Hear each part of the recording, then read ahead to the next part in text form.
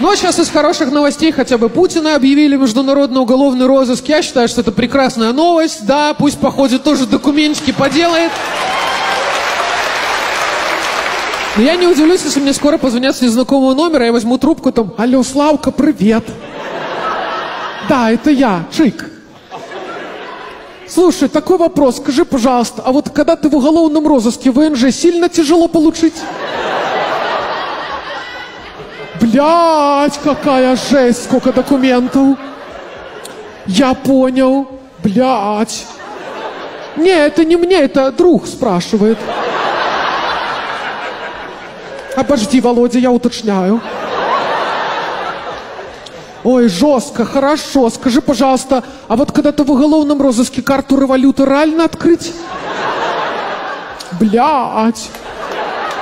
Володя, закрой свой лыч, я разговариваю. Я тебе сказал, будешь отвлекать, полетишь рожать в Аргентину.